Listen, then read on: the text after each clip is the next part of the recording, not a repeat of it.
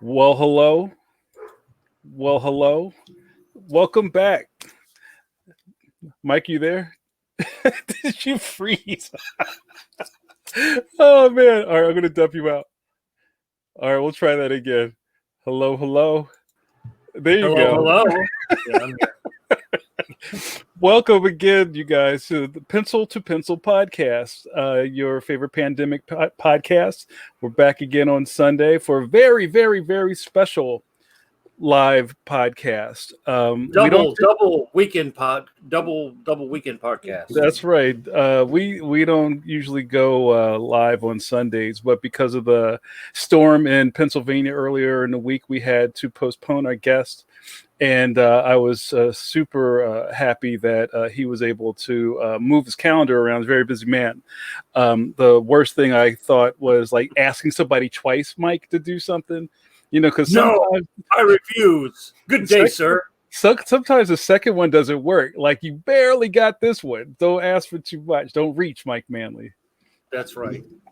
That's right. And Mike, before we get into talking to Jamal, how did you think our episode last night with Christine Larson went? Very good. Excellent. The best ever. Well, I'm glad to hear. I'm glad to hear that. No, it was a lot of fun. It was all Philly. Podcast. Yeah. So where Philly is one of those cities that's like chock full of cartoonists. Like, New York is chock full of cartoonists. Mm-hmm. LA is chock full of cartoonists. Chicago, Portland, Atlanta. There's several places. There was a lot of guys that came out of Detroit, in that area. So it seems like there's little regions that have a lot of cartoonists living in them.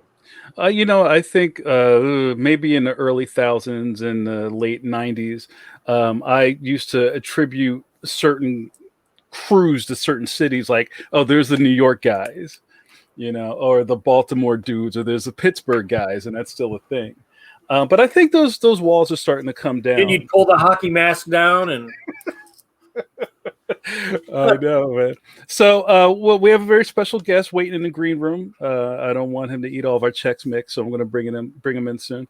Acclaimed comics creator Jamal Igle is with us tonight. Jamal is an old friend and a vet of the industry. Mike, did you and Jamal ever cross paths on jobs or anything like that? Never on jobs. I mean, I did interview him back for the magazine, but and we would see each other at conventions, but we've never crossed paths. Probably because 96 was my last full-time year in comics, because then I left to go into animation. So I'm sure if I'd kept working full time, I mean, I still jump back and forth, but Power Shazam was the last monthly comic book that I worked on. So, all right, well, I don't want to keep them going anymore, and I'll probably jump in and do IDs for our sponsors and everything, but I can't wait. I'm a titter. I think I used that word right. Everybody, please welcome Jamal Igle. Ooh. Good morning, Starshine. The earth says hello. Hi. Yo. Hello, everybody. Hey, what's up, bro? I'm good, man. That was great. We were before we went live, we were talking about Jamal's microphone. I have mic envy, Jamal. I hope you know that. You should, actually. As I said, it is a very lovely broadcast quality microphone that I absconded with some time ago, and it has come in very handy, especially in this time of pandemic. Oh yeah, well, I think you've won that race. So hold on, I'm reading in a thing. Brad says the status says you're postponing. No, I fixed that. Can only be partially seen, but could lead people to the wrong conclusion. May want to update. Hey, Mike, you talk to Jamal. I'm going to do some. Are you going into the Matrix now? Yeah, I might have to go to the Matrix, but I'll figure it out. So now you mentioned that you had done a couple other podcasts. Do you watch other podcasts yourself? I do. I try to. It's a little hard for me just in general because when I'm listening or watching podcasts, I'm working at the same time, and it's sort of like I can't watch film or television while I'm working. It's just way too distracting. So it's easier for me to listen to stuff as I'm working. I just find I need to have my attention fully invested on whatever it is that I'm working on. When I was younger, I would just leave channel 11 on all day, so it'd just be like Maury and what are the other Jerry Springer, Jerry Springer, all the brain rotting material, TV shows, everything that I didn't have to pay attention to until somebody started screaming about that's your baby. You see what it is like that's your baby. You need to get right with God. You know that child looks just like you. You are not the father. Oh. So yeah, do people still watch that now? I mean, is that it's still a thing. It's still on. Like every once in a while, I don't. My wife and my daughter watch more television than I do these days, but every so often we'll flip over to broadcast TV, and they're still doing Maury Povich. They're still doing all these these talk shows and all these judge shows. So it's somebody's got to be watching these things. Yeah, it's weird. I mean, there's still an audience, and I guess now that everybody's home, it's a little different from people who just happen to be home during the day. This is true. This is very, very true. But I think that's true for a lot of things that are going on right now, is that our attention is now focused as opposed to being divided between school and chores and errands and everything else. Has that changed your daily process? A little bit. I had to get used to my wife and my daughter being home. My daughter's 12. My wife is. Hey, Baba. What are you doing? Oh, it says cameo. Oh, okay. Catherine Igle, ladies and gentlemen. She just walked over from another studio. So it's my wife does graphic design and she does color management. So she works from home, and my daughter's doing school from home as well, and so it took a little bit for us to sort of find our groove with the three of us in one space. I mean, we live in a 2-bedroom apartment, so there are 3 computers going at any given time during the day. How's just managing the broadband in the apartment? That hasn't been too bad. We've had a couple of slowdown issues, but we've got decent service. We're on Spectrum, so it's not horrible. Mm-hmm. Did you have to boost your? Can't you I think you can get different tiers now, I think. Yeah, you can, but we haven't really had to boost it, so that's been good. I mean, 90%. My wife makes 1 Zoom conference call with the rest of her team per day, so it's not that bad. And then the rest of the time she's just working in Illustrator or InDesign or on a service call with another vendor. Now, are you Zooming with your other people that you are collaborating with now? No, not really. I mean, a lot of it's more phone calls and emails than anything else. Not really doing too many face-to-face things. More doing lately, the last week or so, doing more interviews and podcasts, but that's about it. I wonder about my buddies who are in spaces where, especially New York is tight, right? Yeah. And space was tight at the beginning when you could actually leave the house. So I just wonder about cabin fever and you guys are going through it in a different way than maybe other people are. Well, it's never really been an issue for me just because I've worked at home by myself for most of my career. The only other time that I've really shared studio space, Steve Ellis and I used to live together. back in like the late 90s before I moved to LA. And then when I worked at Sony was the first time where I was like in an art position and working in-house. And then, not too often. I used to have an assistant. I had an assistant for several years, and then he went off and started doing his own stuff. And he took over. I was teaching at the Art Students League, and he took over that class. And he's been teaching there for over a decade, teaching comics and graphic novels there and life drawing. So no, but I mean, other than that, I've been working by myself for the most part. And then, but my apartment is a couple of blocks over from Dean Haspel's studio.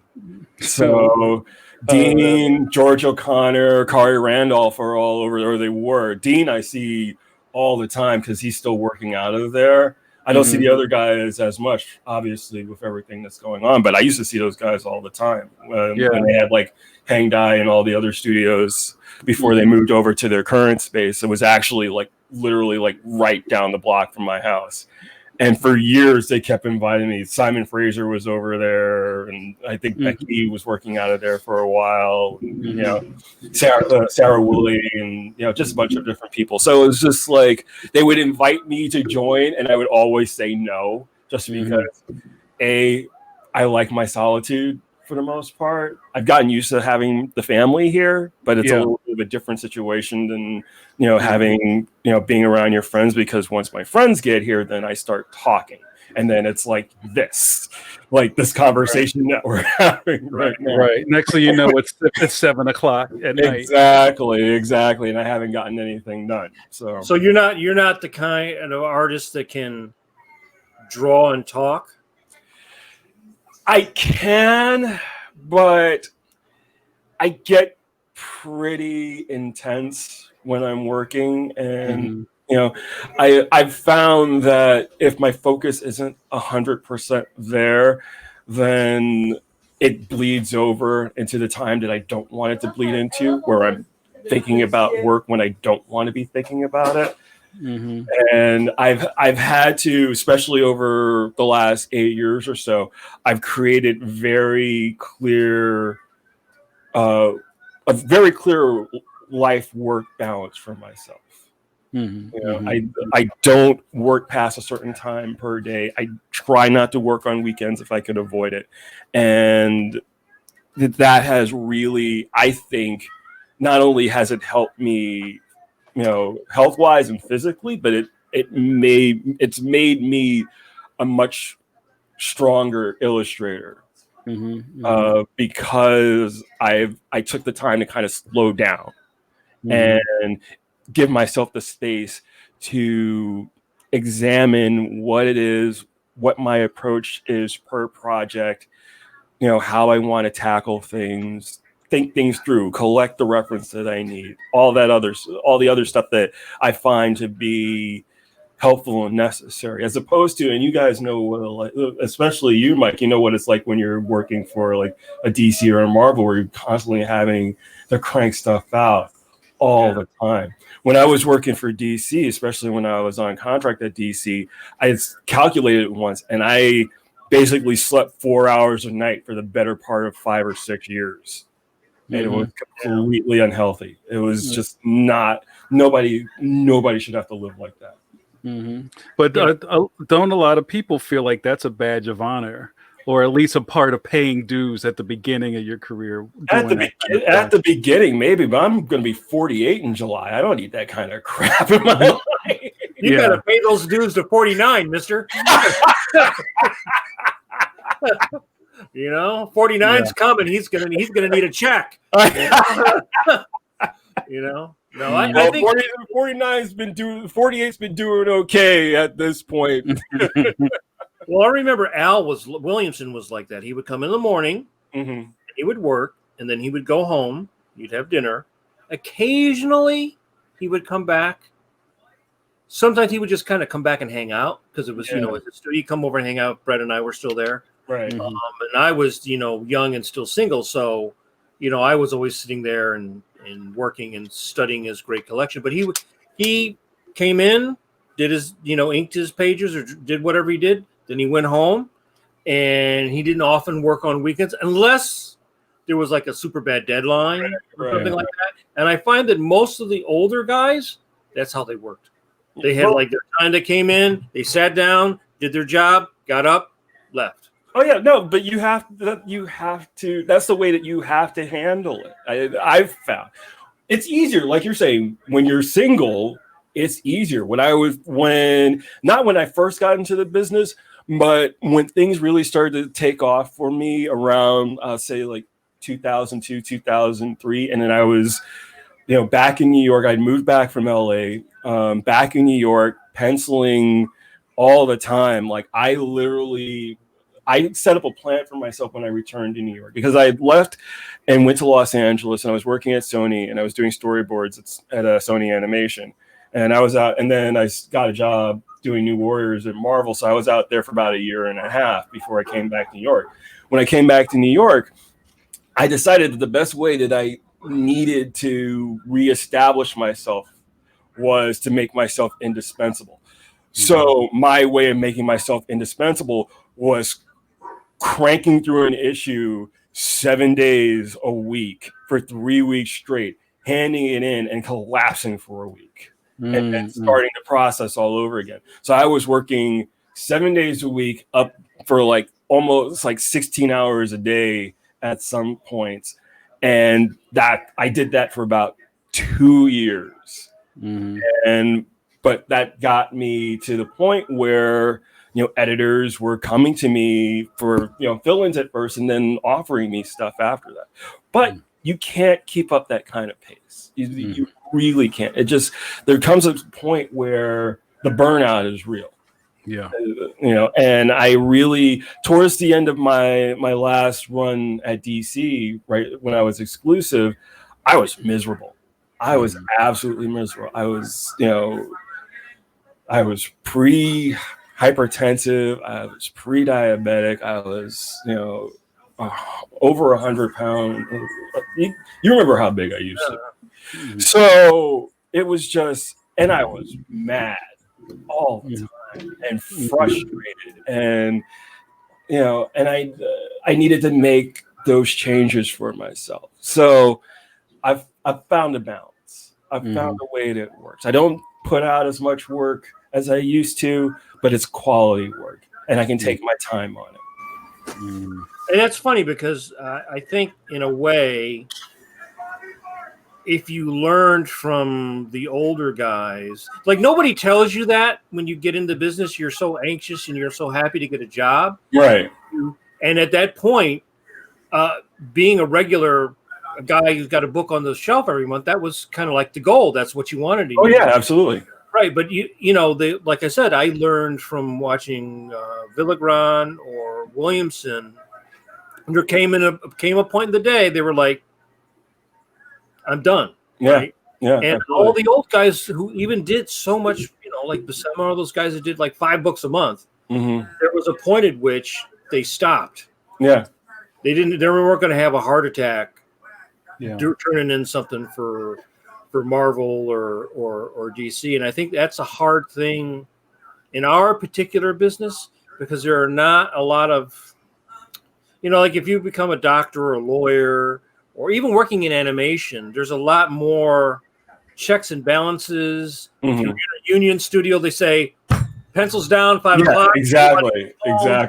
Tomorrow, right? And in comics, it's like, no, you get your script 2 weeks late. If you don't turn it in, we're going to give it to some hack to ink it. And you're like, I don't want that to happen. So then you're like comics is always a catch-up business. It's always been a catch-up business. Especially if you're like, for example, you're on a Superman book in the middle of a massive storyline. You're waiting for pages to come in because your issue takes place immediately after the issue that precedes it. And they give you the script, but they don't give you the art, and you're trying to guess. I literally the second issue of Supergirl that I did in the middle of this new Krypton storyline. So the issue previous was that issue of Action Comics that Pete Woods was drawing, and I didn't have Pete's artwork to look at, but they gave me the script that said, just go, we'll worry about it later. So it's a very specific scene, and I get Pete's issue afterwards, and there's a scene where Reactron shoots Zor-El through the chest, but he's standing in front of Zor-El when he shoots him.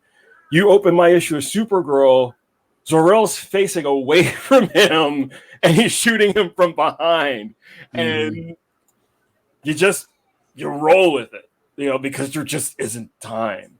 And designs for stuff is flying around, and pages are flying around, and there's just no time. Yeah. And, it's a horrible way to work. And the fans don't know that. They don't see any of that. Yeah. No. They just go, Jamal just totally on purpose messed that all up just to mess with us. Oh man, I would have guys come up to me at conventions and like either compliment me or totally like lambaste me for either drawing a gun really well or misdrawing a gun, because they know exactly what this gun is supposed to look like, and the firing pin is in the wrong place, and blah blah blah. And I'm just like, okay. Mm-hmm.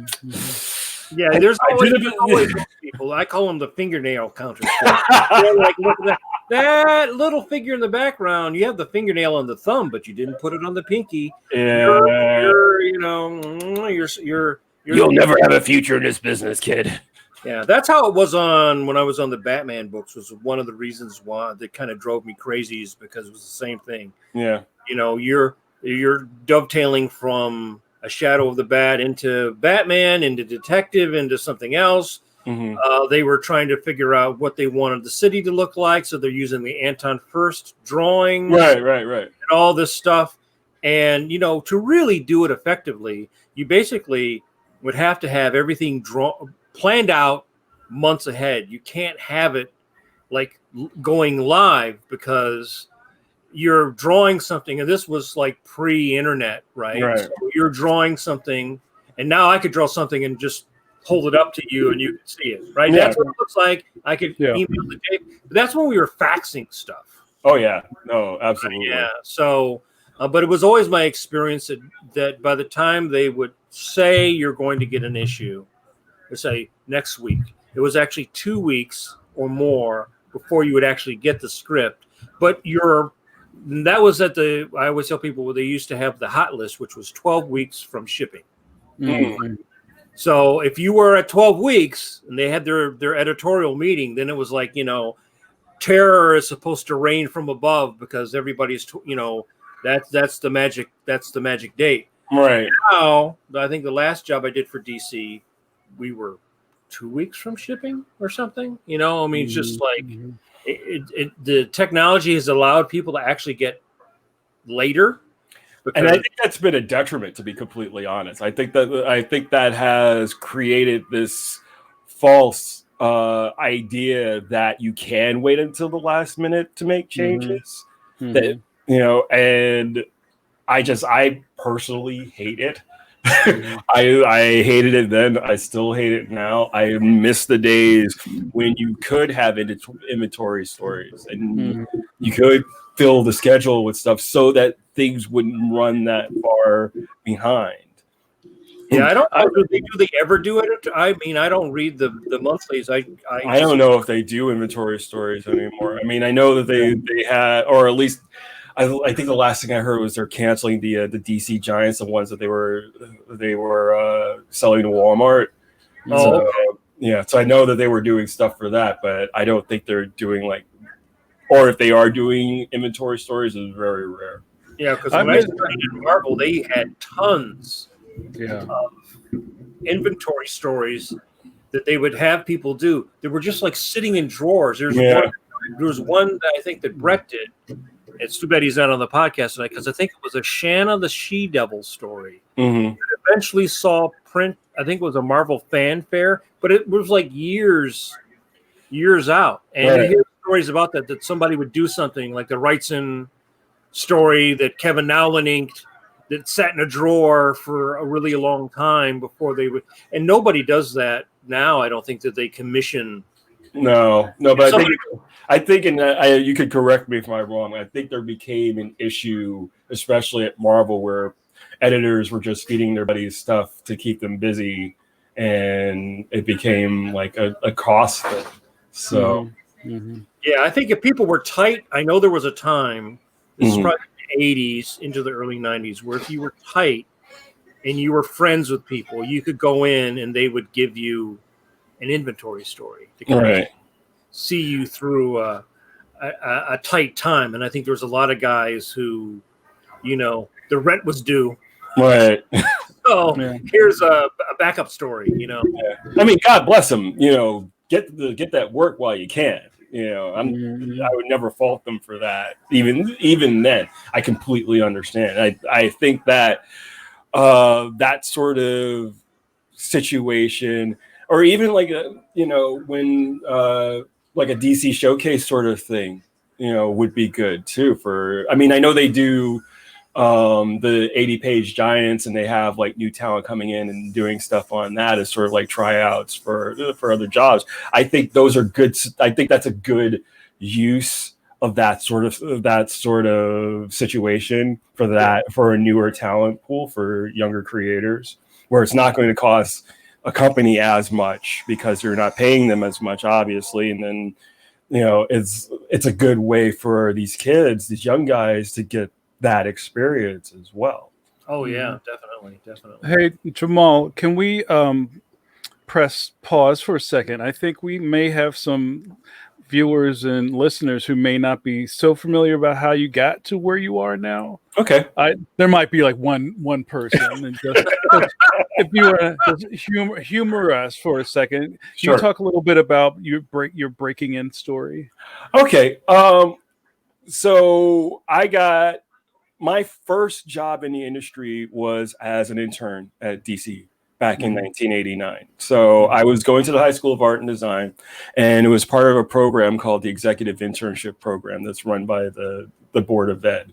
They have a school here called City Ed School, and they offer internships at different companies. And I actually tried out for DC Marvel, and I never made it to my King Features interview because DC offered me the internship. And so that was my first sort of taste of work. So I was at DC from September of 89 to January of 1990. And that was my senior year of high school. And then, so that was my first taste in the business. So go back to school, go to SVA, drop out of SVA, go to Canada, come back from Canada.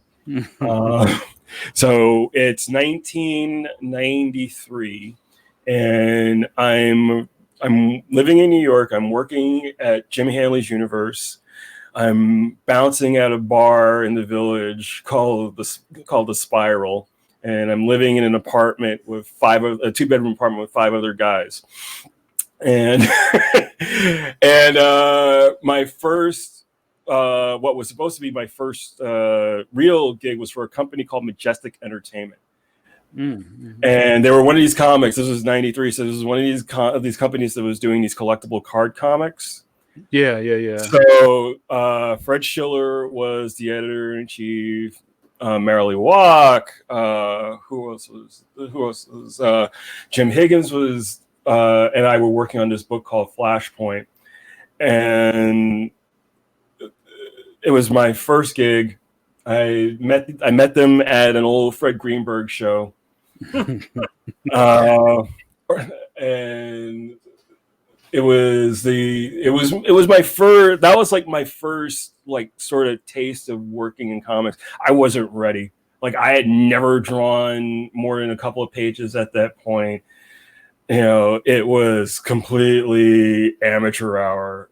About halfway through the 6 months that I was working there, Paul Jenkins came on as editor-in-chief, and he had just left Tundra.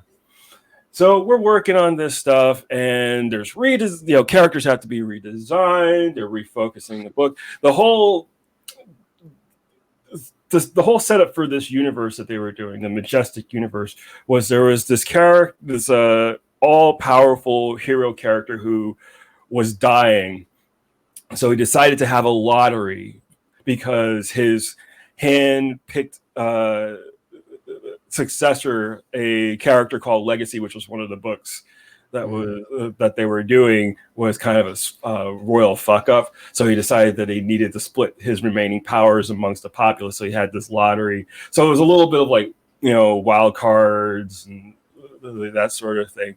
So I was doing a book called Flashpoint, which was about a kid from Staten Island who had these microwave powers, and he could fly, he could fire blast. He had, we designed the suit with like night vision goggles. He was fighting drug dealers, and I'm like trying to draw within the structure of these trading cards. Like I'd never done this before. Right. The pages that I had drawn were very much indicative of the early 90s. There were a lot of characters leaping out of panels and ellipses and odd shaped panels. So I worked for them. I was producing pages. I think I did like one full issue before everything went pear-shaped over there. Jenks calls me up one day and he says, "Stop working. Don't Never a good call. Exactly. Don't do anything until I call you back." All right. So great. Me having very little experience at this point, I'm like, okay, what's going on? So he calls me back like a couple of days later, and he says, "Okay, here's the situation. The company's filed Chapter 11. The parent company has embezzled all the money, and we can't find your artwork." Wow! I need a bell to ring. You hit all the comic business tropes. Right? Oh, he had it worse than any. They ended up owing me like $5 or $6 grand. He had it worse than anybody else. Like he really took it on the chin. But the good thing that came out of it was I took the pages that I had did for Flashpoint for I just started working the second issue. I took those pages, and back when you could do this, I made photocopies. I sent them everywhere. And Kevin Dooley, who was the editor of Green Lantern at the time, called me up and asked me if I could do 8 pages in an issue of Green Lantern. So that became my first published work. So that was 94. That's a Green Lantern 52. And then after I did that issue, I bumped into Dennis Cowan at a diner in the Village that just happened to have my portfolio on me. He invites me up to Milestone. They give me a fill-in on Cobalt. At the same time, I'm working on this Gargoyles board game for, I think it's like Hasbro, Milton Brad, somebody. I don't remember who the actual vendor was. But, and I'm like juggling all this stuff. And, the issue of Cobalt that I did, again, wasn't ready, wasn't anywhere close to being ready. And, Dennis and Dwayne were, really super generous. I didn't see it, especially from Dennis at the time, just because I was arrogant as fuck. I was 22. I was full of piss and vinegar, and I thought I was better than I actually was. Well, plus you were juggling a bunch of gigs, so I mean, it sounded right? It sounded right, but what happened right after that was I couldn't get any comics work for a year and a half. And did that humble you? Yeah. Oh yeah. You spend a year and a half working a marketing job. Well, first working at Radio Shack during Christmas Rush, and then working a marketing job at a psychiatrist's office, trying to sell continuing education material to psychologists. And yes, that's some kind of brainwashing technique. What is that? It was. So my job, I was a part of the marketing team they were a company. It was called the Hatherley Company, and they specialized in continuing education. So they were trying to sell these continuing education packets to psychiatrists and psychologists. But they had started a publishing division. So the first book that they wanted to do was a book called The Second Decade of AIDS, and it was a treatment guide for treating AIDS patients. So I'm making cold calls to hospitals and psych offices and trying to sell this book. I read this book cover to cover several times because they ask you questions. They want to know who you were, what you were doing. So yeah, so I got real humble real quick. So that So how did that? So you had your first gig kind of blow up, right? And then your second gig kind of go sideways, right? So what did you do to kind of get yourself back? Because everybody goes through that in the beginning. You have good things, bad things, and a lot of people go through resets in their 20s or 30s. I mean, it happens. Oh yeah, no, absolutely. So what happened was I went to another Great Eastern show in Philadelphia. This was 96, 96, yes. 96. That was like 96. Was that the Blizzard? Was that the Blizzard show? No, it was the year before. It was 95. Okay. It was 95. But I was at the Blizzard show too. So, but what happened was because I hadn't done a show in forever, and I decided to go, and Rob Stull actually was there, and Rob says, "Hey, I got this guy I want you to meet. I think you'd be he could help you out." So he introduced me to Billy Tucci. When Billy had the Crusade studio and he was doing She. So I showed Billy my work. Billy invited me out to his place in Forest Hills, and I ended up working for Billy for almost a year. So I was traveling, and I was living in the Bronx at that time. He didn't know I was living in the Bronx. He thought I lived in Queens. So I was traveling an hour and a half from the North Bronx to Forest Hill, Queens, both ways. Yeah, almost every day. Yeah, I guess people who don't know New York don't know the geography of getting from like Queens to Brooklyn or from Staten Island in. It's like sometimes it's quite a commute. It was from where I was, because I was back through. The other thing that happened in that space of time was I was engaged to a woman. The engagement went sour, and I ended up moving back in with my mom.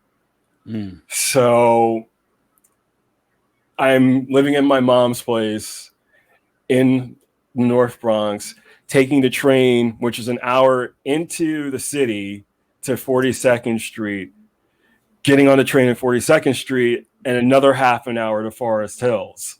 Right. So it's like living in LA with that big commute. Oh, absolutely. It's literally like getting stuck on the 101 at midday. It really is that bad. It really is that bad. Like so Jamal, was your I totally understand the hubris of the young cartoonist. But so during that point, were you feeling like, well, this is looking up, or were you kind of angry in a different way at that point? When I was working for Billy, I was just happy. Like, you were good. I was good. I was working. He was paying me well. Yeah. We still have a good relationship. It was it was another studio situation, but it was different because back in this is when the bad girl craze and the industry was still fairly flush. Yeah. So it was not only was it like my first real experience of being in that kind of environment with my peers, with other young guys who were trying to make it. Billy had the money to fly us to San Diego, put us up for a week at a hotel work the booth. I mean, this is 95, 96. So that was like the peak. That was the peak. Yeah. Absolutely. So if they didn't if they didn't make 50 grand a day, it was considered a bad day. That's how much money was flying around at that point. So now, when you were in the I'm sorry, Jamal, when you were in the studio, were you just penciling? Were you kind of learning your way around comic book production? What were you doing in the studio? Well, as far as like the production experience, I probably had the most actual production experience of everybody working there. So I was penciling. I came in to do a fill-in on She, and then I ended up doing like a Daredevil She from Marvel crossover. We did a Tomoe Witchblade crossover, 48-page crossover that I co-wrote with Peter Gutierrez and Gary Cohn. We did Grifter She. We were, doing production on each other's books. We were, flying around. We were doing sales. We were doing a bunch of different things. But Billy, like I said, Billy flew us around to shows. We worked the booth. Billy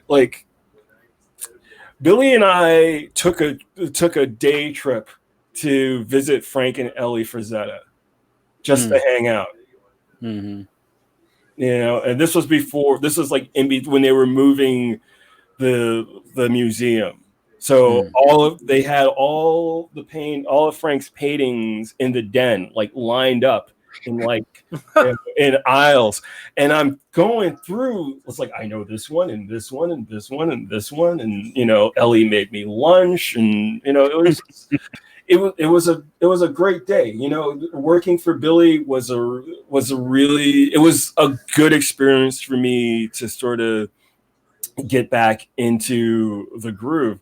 But then after that, I decided that I needed to walk away because I felt like I was being seen as Billy's guy as opposed to my own artist. So I left Crusade and I started doing work with Alex Simmons on Blackjack. And I was doing some freelance inking, and this was around the time I had moved to Brooklyn. I had moved back to Brooklyn because I'm from Brooklyn originally. I moved to Park Slope, and I was living in a 3-bedroom apartment with Steve Ellis and Fred Van Lente. And we also had a production company. We were doing books for Scholastic and a couple of other companies. So we were doing like Classics Illustrated style books that we were project managing. We had a company called Unstoppable Productions. So that's so 90s. Yeah, I know. So we were doing that. We had designed and made a role-playing game called Superpowers, the first-rate game for third-rate heroes. So the concept of superpowers is you were yourself, but you got to choose 3 powers, and the powers were stuff like, prehensile penis, hippity butt, summon Kool-Aid Man, the power to turn things plaid, the underwear of infinite things, just really, really silly stuff. It actually it started as a drinking game and just sort of evolved from there. So it was me, it was Fred, it was a friend of ours, Carson Jones, it was a cartoonist named Lauren Rabinowitz, Ryan Dunleavy, another artist named Stu Nowak, just putting all this stuff together. And then, for the Ensemble production stuff, we hired Phyllis Novin and we hired Mike Lilly and, just a bunch of different people to help us out with this stuff. So we did that for a while. And then we ended up dissolving the company because we couldn't find anything else to do. And so, and then after that, Steve and Fred had moved out. He had gotten married, or he was about to get married. Steve and I stayed in the apartment for another couple of years, and then we were just freelancing on different books. We were just doing our thing. Sometimes jamming together, sometimes just hanging around, drinking, smoking pot, crushing on the same girls. Living that 90s dream. Living that 90s. We had this we had this whole circle of friends who all lived in the same neighborhood, and this open door policy where if the lights were on, just come up. Just come up. Doors open. Yeah. That's so wild. And just kind of thinking back to the 90s, like that era of the 90s, that's kind of when I was banging on the door. Yeah. And I wasn't in yet. And everything just seems so shiny. Like, you know what I mean? It's just like there was so much opportunity and things. People were just making things work. Yeah. And some things worked really well and paid a lot of money, but it all kind of just disappeared really fast. Yeah, I mean, it was a weird sort of thing. 99, 98, 99 ended up being a little bit rough for me because, I mean, I was doing a lot of independent work, but it wasn't paying that well. And, this is 1998.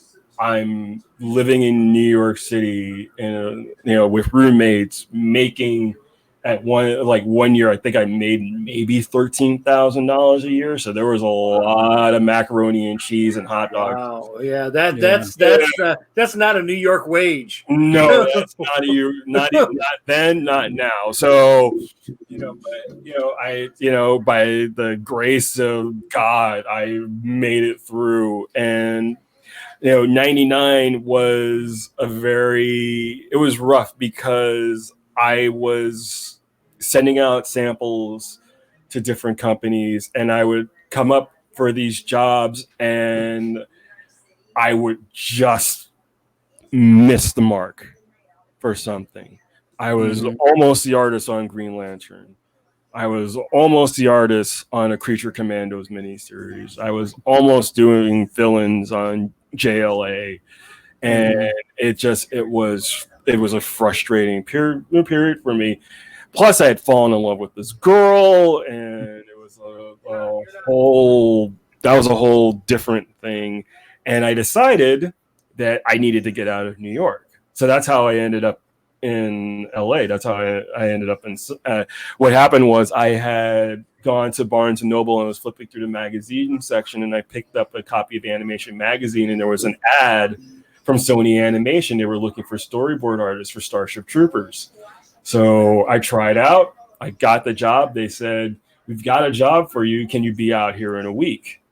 That's what you should go out and like roll up your pants like in the old cartoons and stick your leg out and get a across the country. I bought a one-way ticket and I begged my friend Mishka to let me crash with her because it was only supposed to be a 6-week job. Wow. So I went up there, and then like 3 weeks into the 6 weeks, they go, "Listen, we like you and we'd like you to stay for a while longer. We've got this new show, Max Steel, that we're about to launch. You're on the crew." So I wasn't really given too much of a choice. Actually, the way that it was put to me was, "Do you really want to go back to New York? Mm-hmm. You might want to stick around for a while longer." Now, had you ever thought about being a board guy? No, not really. It wasn't. I mean, I had some experience with boards because I used to work at Gray Advertising, so I had a little bit of experience, but it wasn't something that at the time I had aspired to do.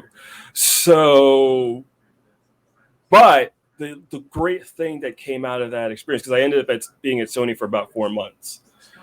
And the great thing that came out of that experience is I like to call it storytelling boot camp.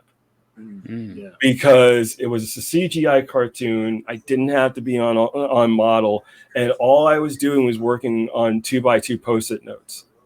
Right. Back when people used to use Post-it notes, right? Yeah, back when people used to use Post-it notes.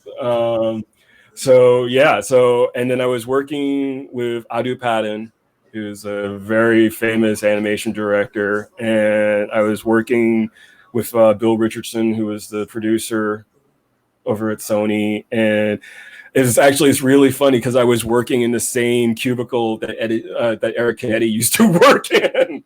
So like at some point Eric had just left Sony, and like I took over his desk. It's like the seat's still warm. Right? Yeah, you're crunching, Jamar. You're crunching. Well, one of the things I think that you brought up that's really interesting is that there's a lot of excitement in comics in the 90s because of, like you said, the weird panels and the cutting and all that stuff that does not translate to storytelling for film. No, it doesn't at all. And when I got there, and like I said, I had some storyboard experience, but storyboarding for advertising is not the same thing as storyboarding for animation. No. So one of the things that one of my coworkers did was they gave me a book. It's called Film Directing Shot by Shot by Stephen B. Katz. I still have my copy. Yep. It's in the living room right now. But I started reading that and really absorbing that and really putting that and working with Adu, who was showing me everything that I need to know about timing and pacing. And it was one of the best experiences that I had up until that point. Again, if Billy hiring me to work at Crusade was one aspect of my re-education, then working at Sony was another aspect. So when I left Sony to work at Marvel on New Warriors, I took all of that stuff with me. Right. And there was sort of like this quantum leap between what I had been doing previously in terms of the energy that I was starting to bring to the pages. The dynamics changed.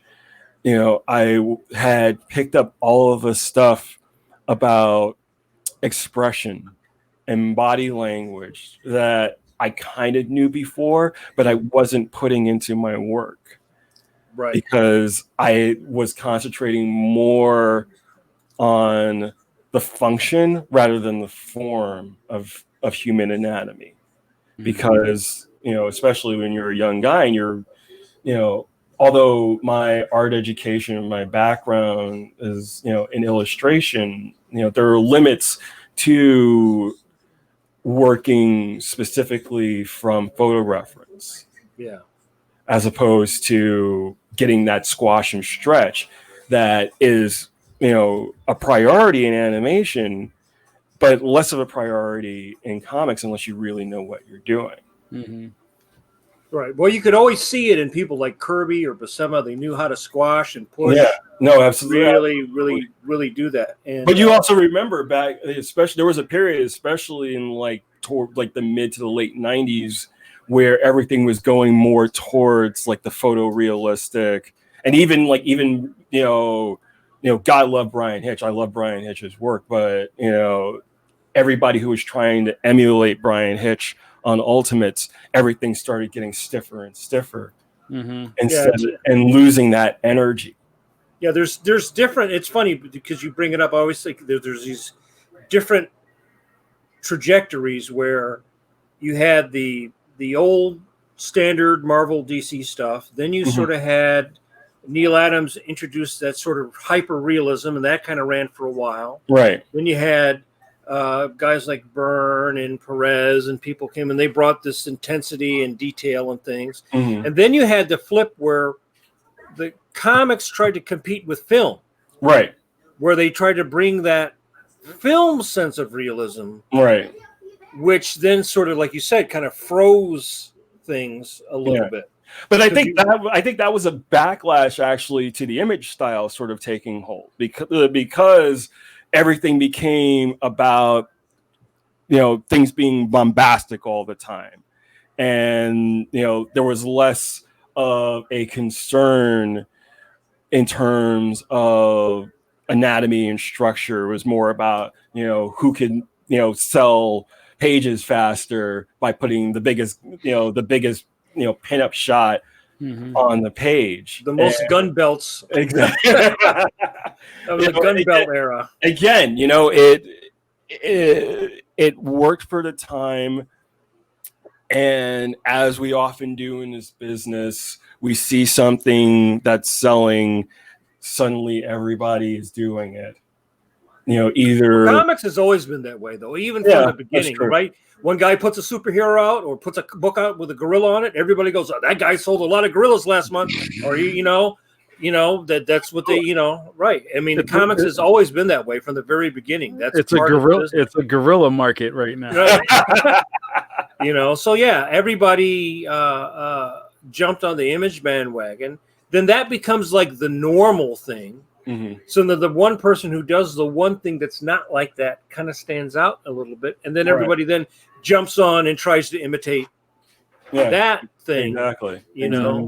And there was a lot of churn at the end of the 90s, I think, because there were so many different things going on, and then the air just suddenly started going out of the tent, and people were kind of like not knowing what to do in a way. I think. Right. I would agree. I think that didn't just translate over to how the stories were being drawn, but what was being produced as well in terms of writing. I think that everybody saw this sort of darker sort of bent that was being done. And the same thing happened post Dark Knight Returns, where everything became grim and gritty.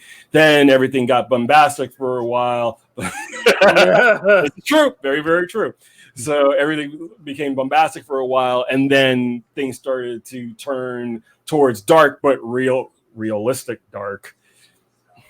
Mm-hmm. Yeah. Mm-hmm. And then the kids who would come up and have their boxes of books, the pull lists, that changed in the conventions to being more about the people doing the cosplay and less about people collecting old comics. So there was a lot of things going on in the business. Oh yeah. At the same time, within like a 4 or 5 year period, things changed quite a bit. But I think that evolution has always sort of been there. I think with the cosplay kids, I think a lot of that really is because there's less of the boys club atmosphere with conventions, especially as more women got involved on a regular basis. I don't mind of cosplay kids. I know what they're there for. They're there to hang out. They're there to it's a safe space for them to be themselves. They can't do it in school, so they can trade tips on making armor out of foam. So yeah, but there was a lot of stuff that was going on that I don't think we were all sort of aware of until later on. You have a little perspective on it, but when I got into working in animation in '96, I took that opportunity because I could see myself that comics was headed for was already headed in a downward trajectory, because you could see the numbers are dropping every month. Right, the numbers are going down. So, and then I was lucky to work on the Superman, Batman shows, and learn the tricks from people like Dan Reba, who was my director at the time. But I had that same book, the Shot by Shot book, and so it's interesting. Yeah, a lot of people don't realize that there's a difference between doing storyboards for feature film. Storyboards for television commercials, and storyboards for TV animation, which is like being a keyframe animator, because you're drawing you're drawing way more doing TV animation. Oh no, absolutely. Yeah. And you have to do it on model, and you have to make sure that everything is clear, because you're sending this stuff to Korea, Japan, or whether the Philippines, or whoever's actually doing the actual cells, or these days doing it digitally. So but when we were at Sony, we were still doing all the animatics in house, so we had an entire division that was doing the cleanup for Starship Troopers and for Max Steel. So I didn't have to worry about having to draw things on model, because I knew other people were going to do it. So it became a matter of being able to produce everything quickly, listening, checking the timing sheet, listening to the dialogue tapes, whole thing. So it's funny, because sometimes we would get, depending on the show I worked, you would get a voice track. Sometimes you wouldn't get a voice track. Sometimes you just get the script, and then you have to interpret it. It does help if you have the actor, but sometimes you don't get the actor, or you get the actor after you do your rough, right? And so then you get the voice track, and they read everything completely different, and then you got to go back and change all the acting. So I can't even imagine. So now, when you came back and you're in New York, at what point though did you start thinking like, I want to do my own? I don't want to do other people's stuff. I want to do my own stuff. Well, okay, so the first creator-owned series I ended up doing was Venture with Jay Ferber over at Image, and this was 2003.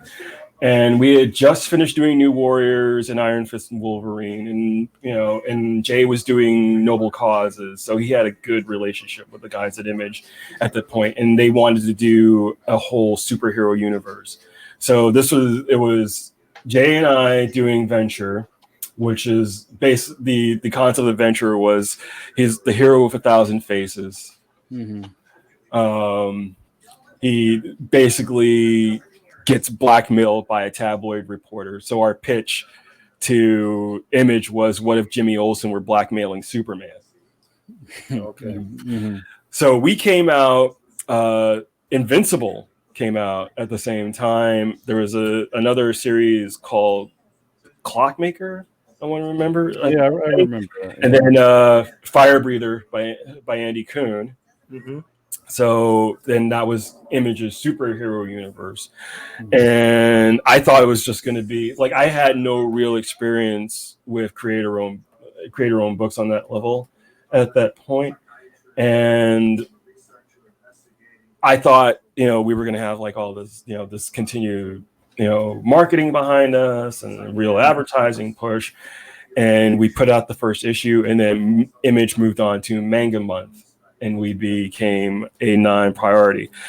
So what was supposed to be, what I, in my head while we were designing the series, was imagining as my nexus, we only were able to do 4 issues. And because the sales just we started out at like 20,000, and we're at like 6,000 on a full color comic book by issue 4. Yikes! Yeah, it was a pretty steep dive. So that really kind of soured me on the idea of doing. So what was your takeaway from that you would use in the next project? My takeaway from it was more of a visual thing, because I had gone back to kind of using photo reference, but not using it the same way that I was before. I wasn't trying to trace or mimic what I was doing. I was trying to find a naturalistic take on it, so that I could maintain that freedom of movement that you need visually to have your characters emote. So, but the job itself, like, it kind of soured me on the idea of doing creator owned. So I kind of stuck to, doing paid gigs, and ended up working for Devil's Due on G.I. Joe, and doing fill-ins at DC, and doing stuff at Marvel. And eventually I was doing a graphic album series for the Humanoids Associé called The Arme des Anges. And I was working on that. I had like 25% of the copyright, and there was, it was an interesting experience because it was the first time I had the opportunity to work in the bande dessinée format, and I enjoyed the format, but it wasn't the best of situations. Like, the first book was fine. I penciled and inked it, the entire thing, in 48 pages, and it took me about 9 months to do. But a lot of that was because every single page had to be looked over by Fabrice Geiger, who is the publisher of Humanoids, and like, there was changes on everything. A lot of notes, right? A lot of notes. So now, what kind of notes are they giving you? Because I know that I've heard before, because we know Mike Hawthorne, that they like their stuff to be rich. They don't like you start cutting out backgrounds. They're not like cool with that. Oh yeah, no, Yeah. it was that's part of the reason why it took as long as it did. Let me see if I can bring up. I wasn't going to include it, but let me see if I can bring up a page. All right. Yeah. Let me know when you're ready to share. Okay. But yeah, I mean, it had to be like super detailed. Everything had to be super detailed. No slashing panels. No slashing panels. No. Hold on. Let's see. Mm-hmm. Where are I? Okay, so I've got a pencil page here. All right. You ready? Almost. Hold on. I'm gonna. Yeah. Let me know when you're ready. Okay. So, wait. And all right. So I like blow up the screen with it. Okay. Yeah. There you go. Are you ready? Okay. Cool. Yeah. So like every panel has a background. Every panel has a background. Every bolt has a rivet in it. Yeah. But it was the first time that there's an inked page. This is the page from issue 1. Mm-hmm. Mm-hmm. So was this the first time you had experienced someone like going, I want more? Yes. I want more. I want rich. I want fuller. Right. And but again, it's one of those things where if I had not taken this job, I don't think I would approach my work the way that I do now. Mm-hmm. And there's a clear there's a clear line between the two, mm-hmm. between the way that I work. Here we go. I bring up a wrong Earth page. So would you say that the difference in the editing in the European stuff is that everybody really goes over the stuff with a much more fine-tooth comb, paying attention to what you're drawing in every panel? Because I don't know. Oh, well, go ahead. No, I was just going to say, in my experience at DC, there was only one editor, like Mike Carlin, I knew, who really went over everything and looked at everything. A lot of times people were, as time went on, they're like, yeah, great, got it. Right. Run to the next guy, you hand it off, they run, and then later on they go like, yeah, I don't know if that's if that's normally the case, but I think that was the case with me, especially considering at the time they didn't have a lot of experience working with American creators. Mm-hmm. So they had more of an expectation from me to do certain things. So what had you showed them to get that job? I actually got the job through Paul Benjamin, who who I'd met when I was in LA, and up until that point I had been I think I probably showed them like some Devil's Due G.I. Joe pages, some like Green Lantern fill-in stuff that I've been doing. But again, it was like, because it was a fill-in, I was able to kind of do a little bit more than you would if you were on a normal monthly book. So I think that gave them the idea that I was more willing to do that level of detail. And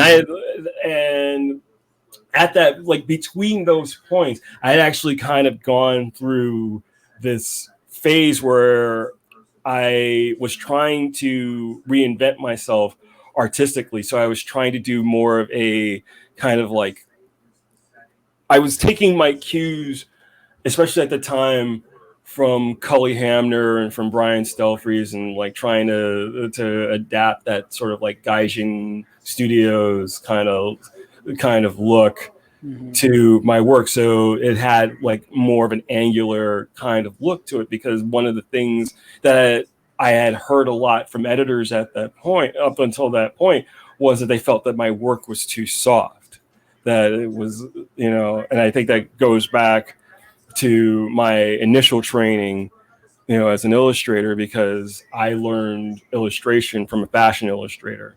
Mm-hmm. When I was in college, I was painting and I was drawing, and I was working from photo reference. So the comic book stuff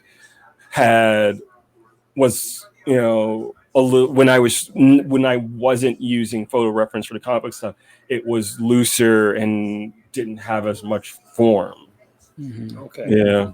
It wasn't as tight. It was, characters were lopsided occasionally, stuff didn't, I hadn't figured out how to create my sense of reality yet. I was still kind of floundering a little bit. So I was looking for that. But what ended up happening was I did a fill-in on Supergirl for Mike McAvenny when he was still at DC during a Peter David's run. And I was still doing sort of like, because I did like an issue of Martian Manhunter, which was a little bit, still in that kind of more angular style. And I was doing Green Lantern and still kind of had that look. And Mike has asked me to do the fill-in, and he's like, but it's Supergirl, so could you soften things up a little bit? Could you make things a little bit, a little bit rounder, a little bit softer? So it was, having spent about a year trying to create this sort of angular look for myself, and then going back to, trying to make things softer and more, especially, more feminine, it helped a lot because suddenly I had that structure that I didn't have previously in my figures. So again, it's taking, those opportunities, learning from them, and then moving forward. Yeah. Well, that's beautiful. Jamal, you certainly are. I was trying to think of a way to kind of talk about your story. You're an iceberg.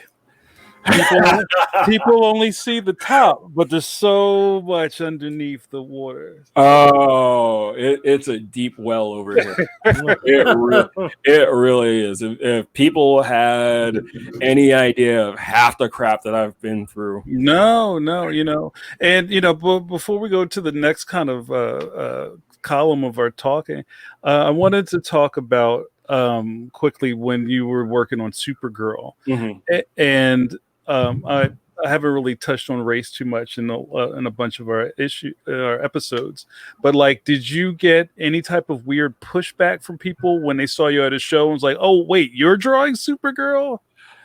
Not for race. That wasn't the pushback. What was the pushback? Pushback was as I put a skort on Supergirl. That was your skirt letter. Yeah. You put a skirt? I put a skort, which is a skirt short combination. So you can't do the upshot. You can't see her panties. Well, because when the podcast is over. When Matt Idelson hired me to do Supergirl, and I go into the office and I sit down with him, the first thing he says to me is, "I never want to see Supergirl's panties again." And I said, "Done." So I did my research, and I found I'd never heard of a skort before, but there it was, and I said it completely makes sense. So right. I drew it. It was there in my not the first issue, which was Supergirl 34, and it opens with her in kind of like the way that they were drawing her costume. Like with every artist who had been on the book up until that point, she had the midriff bearing costume at that point. So the skirt kept getting lower on her hips. The shirt kept getting higher and like resting just underneath her boobs. They were getting close to having like constant panty shots. And, for the other thing that Matt told me was don't bother reading the other issues, but I did. And my mom was here one day. This was like just as I was starting the book. My mom was here, and my nieces were here, and they were teenagers at the time. So I had bought Supergirl, a couple of the Supergirl trades, and I show it to them, and my mom, who's a good church-going woman, looks at it and says, "She looks like a hooker." And I decided at that point that my mission was to present Supergirl as what I thought she was just a teenage girl. Mm-hmm. And to draw her like a normal teenage girl. I wasn't going to draw her like a typical superhero character. I was going to find that balance. Not what a middle-aged guy thinks a teenage girl. Oh no! Those are two totally separate things. Yeah. Oh no, because that was before Sterling Gates got on the book. That's how the book was pretty much written, as if a 40-year-old guy was trying to figure out what an edgy teenage girl was supposed to be. Mm-hmm. So, and Sterling and I came from the same place, which was she's in our minds, she's just this normal kid from Krypton who wakes up one morning after her parents shoot her off in a rocket. She's got superpowers. Her baby cousin is the world's most powerful superhero, and she's expected to join the family business, and she keeps screwing up. Not because she wants to screw up, but she's kind of stumbling and finding her way around. So that sort of guided my whole philosophy. So the first couple of issues, I draw the book. The books come out. The sales start going up. People seem to be really happy with it. And I go to Heroes Con, and we're doing a panel, and there was a woman there who stands up in the panel and says, "Thank you for putting shorts on Supergirl." Mm-hmm. And I was like, okay, well, I mean, they're not shorts, but you're welcome. So then Matt Brady, who used to be with Newsarama, pulls me to the side and asks me if I could do a quick interview. So we do a quick interview, and all hell breaks loose. Mm-hmm. The story gets picked up by NPR. The story gets picked up and all these news outlets. People want to do interviews. They're looking at the rest of the characters, and they're going, "Why, you guys can do this with Supergirl? Why aren't you doing this with Wonder Woman?" Wow. It got to the point where DC started turning down interview requests from the Toronto Star and the Daily News, and it was a thing. Right. There was a guy. He's still floating around somewhere in the ether. He went by the screen name Larry Gardner. Mm-hmm. He used to haunt the old DC message boards. And every story, on every website, every news article during our run was him complaining about how we were misandry and we were taking away her sexiness and we were catering to the feminist mob. And it went so far to start a disgruntled Supergirl fan page. Wow. It's still it's still online. You can find it if you look for it. Just type in disgruntled and you'll go disgruntled Supergirl fan. Wow. You look, it's still, look it up. But he just goes on. I'm like, he hated the book from the point I think that Ian Churchill had left. Mm-hmm. The series as the artist, and I think Joe Kelly was writing it, and just hated everything up from that point on, because we were taking away her sexiness, and we ruined a costume that was no sexier than a cheerleading costume. And I'm just like, she's a 16-year-old girl, man, get a grip. Well, also if you look at the history. And I have some old pages by Bob Oskner and those guys. They would draw a cute girl, but not make her a hoochie, right? They would be able to draw, right, like Betty and Veronica, right? That would be like the limit of the cuteness. Yeah, but absolutely. And I remember there was an incident. So my buddy Andy Parks was inking Jim Ballant stuff on Catwoman, and there was an issue at which I flipped the pages over and redrew Catwoman on the back, because you were getting this double message. There were people like your message board disgruntled guy who wanted these hot bitches comics. And then you were getting the other people going wait a minute, this is not cool to like overtly sexualize the character. So even within the offices, you had competing philosophies because the sales would go up at that time on the stuff that was the bad girl stuff. And if you didn't make it look like the bad, if you didn't make it look like that, which some people did find offensive, so you had this like, well, we're selling more of the bad girl stuff, so as a publisher, we should make more of the bad girl stuff. But then you have the other editors going like, no, that's not what we should be doing. I can say this now. Dan DiDio absolutely hated our run. Like he absolutely hated what we were doing. Even we at a point during our run, we were outselling both Superman and Action, and he still hated what we were doing. So, there's no accounting for taste, I guess. So when you were doing that, you started getting more female readers, right? Oh, absolutely. Absolutely. You have to keep in mind, this was after Eddie Berganza had put an editorial in the line asking why female readers weren't giving Supergirl a try, because he was the editor at that point. So, which did not please a lot of people. So going back to Jamar's point, you were never, or you're not saying that you got pushback because you're a black guy drawing comics. You got pushback because you changed people's fantasy. Well, on Supergirl, that was the case. Yeah. When I was doing Firestorm a couple of years earlier, then we got pushback.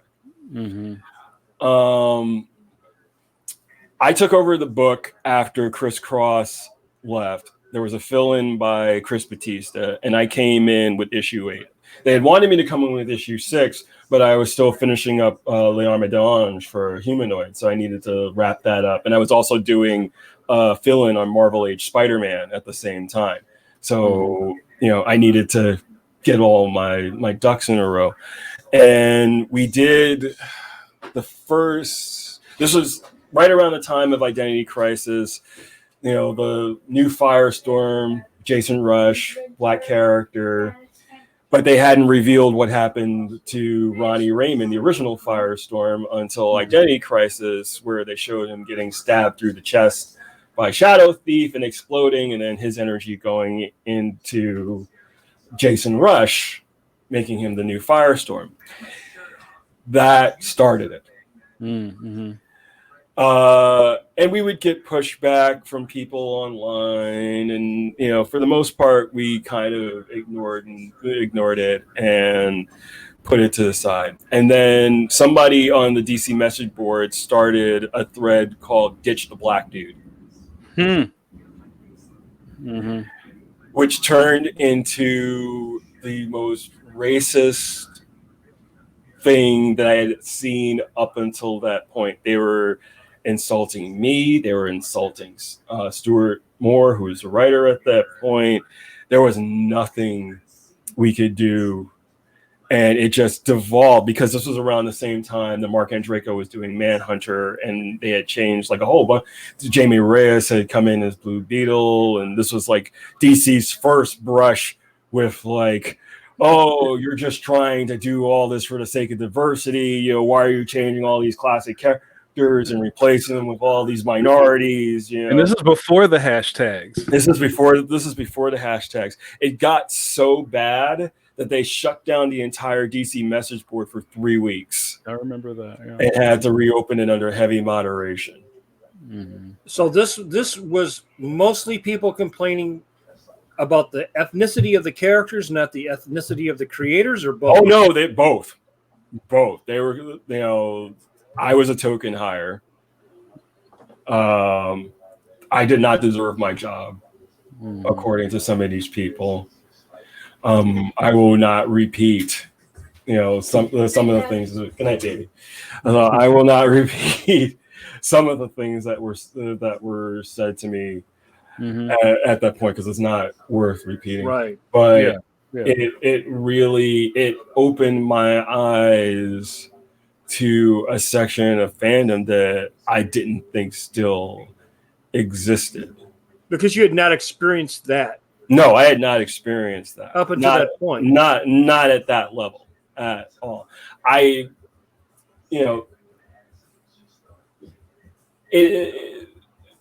can't say that my road as a creator has always been an easy one, and I would be extremely naive to think that being a young Black man at that time wasn't, in some people's eyes, a detriment.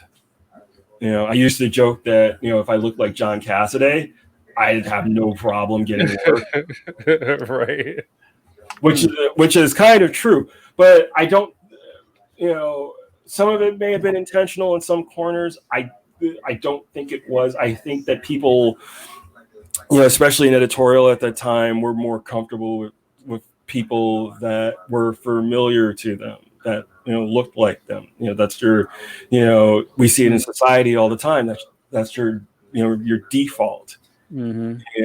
You have to learn to go outside of your experience. Mm-hmm. I come from a different star, I guess. I wasn't raised that way. I was, raised in sort of a very multicultural way and lived in a very diverse neighborhood. We had everything on my block and everybody on my block. And everybody in my school, so it wasn't like I was coming from, Ohio somewhere and I never met a Black person until I went to college. Right. I'm from Brooklyn. I'm from Flatbush. I went to school in Manhattan. I was surrounded by every race and creed my entire life. Constantly. It's constantly. Yeah. There are white people in my family. I'm married to a French woman from Paris. That's just that's just the way that I grew up. That's just the way that I live. Mm-hmm. So to see that kind of that level of hate and animosity directed to me in some cases because I was Black. Mm-hmm. And have it be that direct as opposed to it being subconscious. Right. It shook me. It really did. Mm-hmm. So did you find did you find that was probably the lowest point for that experience? Oh yeah, absolutely. I think that it was the combination of a long-standing character being replaced without explanation, and we all know how we nerds love our long-standing characters. We have a hard time a lot of times with any minor changes, let alone wholesale replacing a character that we've grown up with. Yeah. So I think it was the combination of that, being in a lot of people's eyes a newer creator, even though at that point I'd been in the business for more than 10 years. Mm-hmm. And that being part of what a lot of people saw as being forced diversity, even though for some people any diversity is forced diversity. This is true too, but I don't know how you get around that. I don't know how you freshen up a line of characters if things stay stagnant that way for so long. You have to do things in order to shake up the status quo sometimes. It just happened to be that all of these storylines were happening at the same time. And as far as I know, at DC, it wasn't intentional. It just sort of happened. Yeah. It just sort of happened that way. Mm-hmm. Well, that's the other thing that's always I guess frustrating about this is that people always first thing they assume is that you're doing all this stuff on purpose just to ruin. Like you as a creative decided, I purposely want to ruin these characters. Yeah. And I'm, my mission today when I get up is to ruin whatever your favorite characters. My mission is to ruin that character. And that's when they hired me. The first thing they would say is ruin that character. Yes. Right. Yes. I am here to piss all over your favorites. Yeah. The destroyer. Yeah. Because, I in my experience, which is different than yours or different than Jamar's, I always found that in general, comics and animation was really like very inclusive, at least amongst artists, because people just like art. Right. Yeah. And they just like your art. And they don't care if you're black or Chinese or they like your art. Oh no! And when you first look at somebody's stuff, you can't tell whether they're black or Chinese or whatever. The only reason why I knew Brian Stelfreeze was black was that I saw a photo of him in an old copy of Cyclops. I didn't know who, like a lot. I didn't know before I met Dennis. I didn't know Dennis was black. I didn't know Dwayne was black. I didn't know Keith Williams was black. I didn't, they were just names to me. I will say this about this industry. Some of the most generous, humble, self-effacing people I've ever met in my life have come out of the comics industry. I have been constantly heartened by how giving people are of their time, how generous they can be. The assholes that I have met in this industry have been few. Most of the people that I've ever met in this industry have been some of the kindest people, just absolutely the kindest people. So, that's my experience. Right. So did you, when you were younger, did you feel a sense of camaraderie, or like you were encouraged when you would meet another older black creator who had been successful? Did that seem to you to say that was a possibility? Oh yeah, absolutely. But I mean, keep in mind that before I got to, because I went to the High School of Art and Design, and before I got into art and design, like I loved comics. I did not know that you could make a living actually doing them. And that was an eye-opening thing for me. I went on the Marvel tour and saw the old office at 387, the bullpen, the open floor plan of the bullpen and production and everything, and the editorial offices over on the side. And just that opened the door, seeing all of these people there working in comics. And then when I went back to do my interviews for my internship, it was kind of the same thing. I went to Marvel first. I sat, and actually it's really funny. The day that I went to do my interview at Marvel, I met this young British guy named Brian Hitch who had just started working on She-Hulk.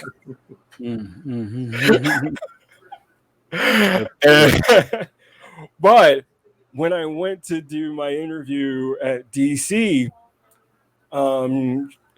Shelley brings me in. She's, we're walking down the office. This is 666. We're walking down the offices, and they had the Ben-Day dot wallpaper and the off yellow Ben-Day dot wallpaper and everything.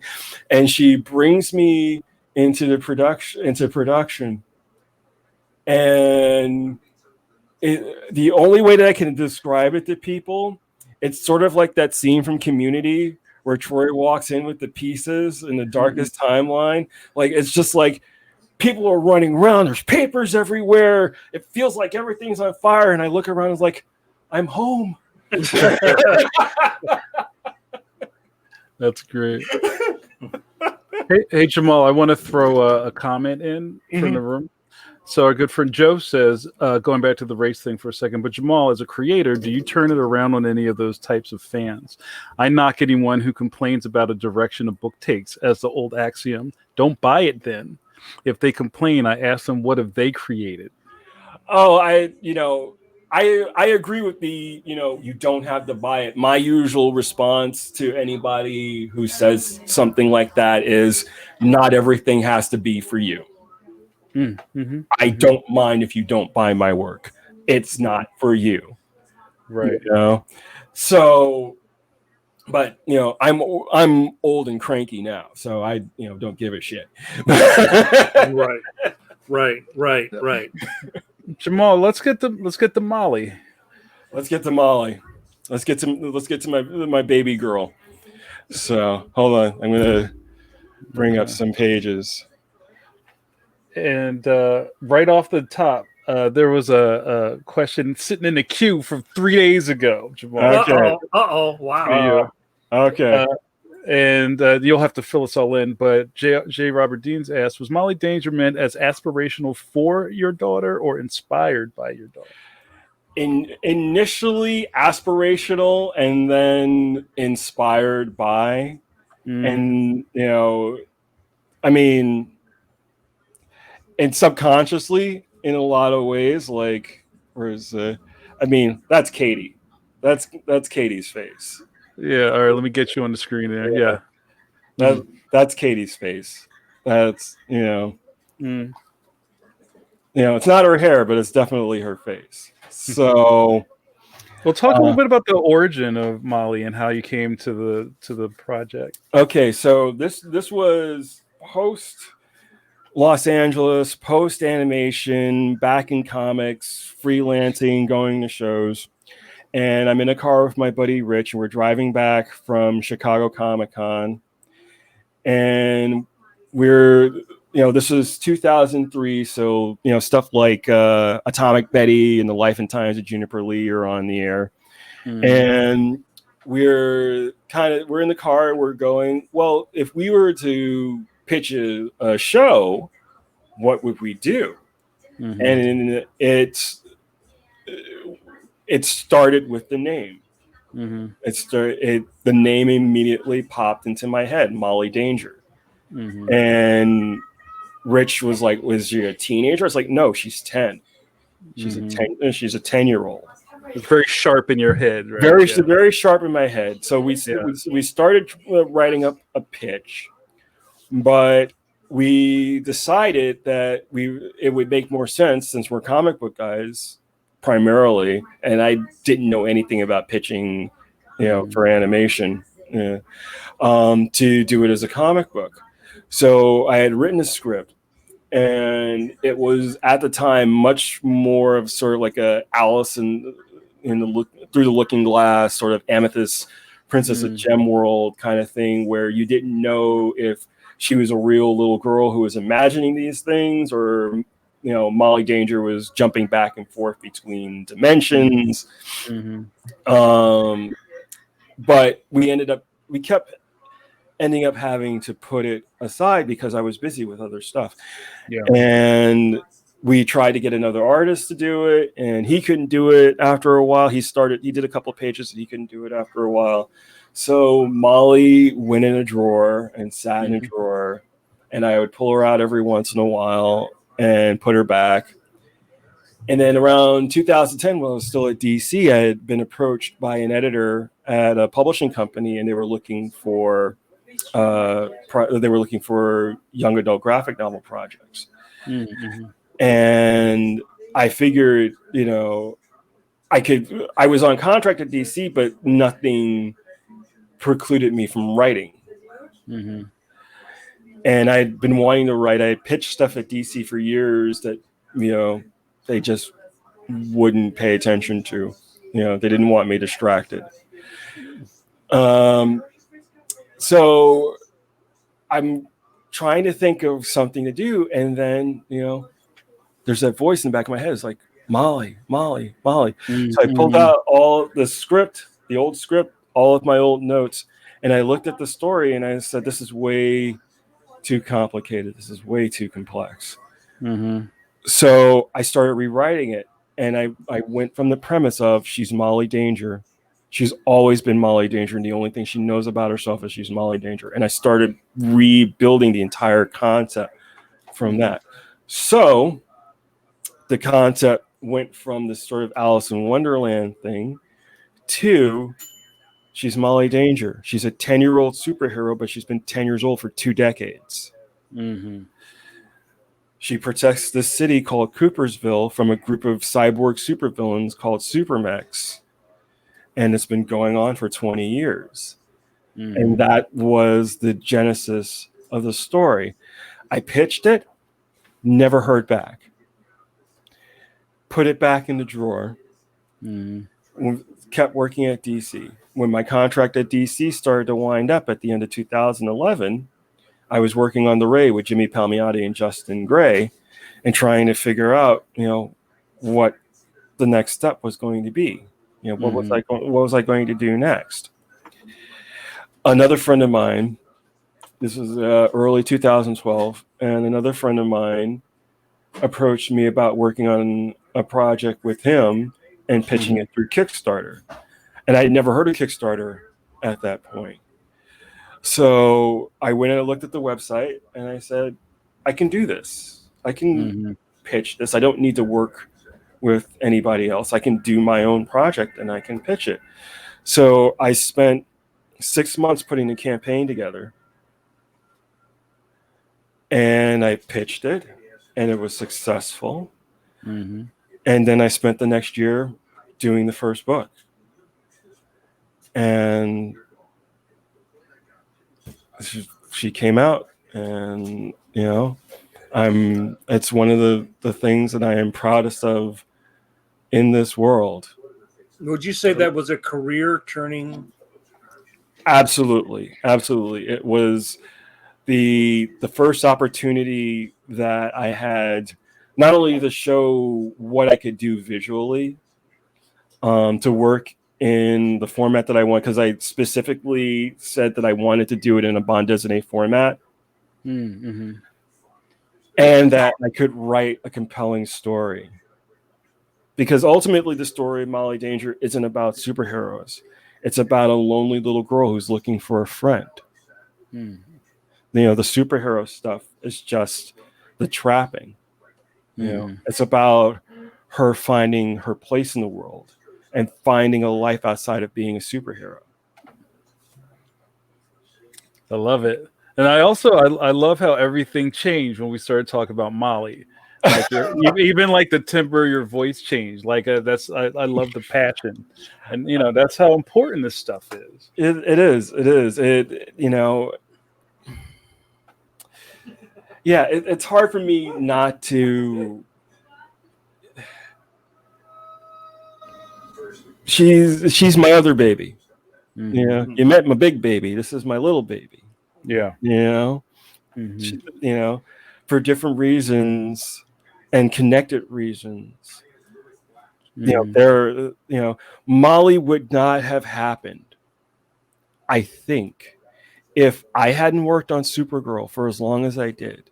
If I didn't have the opportunity to meet as many women, at conventions, who were telling me not just what they appreciated about what we were doing on Supergirl, but what they were looking for in terms of comics, the type of stories that they wanted to see, the type of characters that they wanted to see. And then having a daughter of my own and having, my nieces at that point had just moved back to New York from Detroit. So, having, being with my wife, having met my wife at that point, we'd been together for 6 years. Katie was 5 when Molly came out. All of those things became this sort of tempest that fed this idea. And guides. You sort of had guides in your own life of you wouldn't want those women to read something you did and feel and you wouldn't want to be embarrassed about. No, absolutely. I wanted Molly was specifically created to be something that I could give to my daughter for her to read.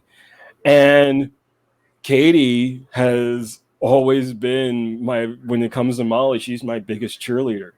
Like whenever I would take her to shows, she would be the first person to like shove a copy of Molly Danger in front of people's faces. Like, my dad did this. So going forward from that, I mean, you've been doing more creator owned, right? I mean, so it's almost like you have like a brand new career in a way. It's been, you know what? Honestly, it's been doing Molly liberated me in a lot of ways, and not just on the creator-owned end, but I started making a conscious decision after that I was just going to have fun. I was going to pick things that were interesting or quirky or cool, stuff that I could have fun with. It wasn't going to be about just pulling a paycheck.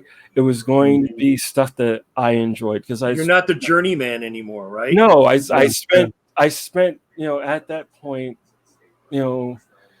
15, 16 years just cranking away, doing whatever came across my desk. And you get tired of that after a certain point, and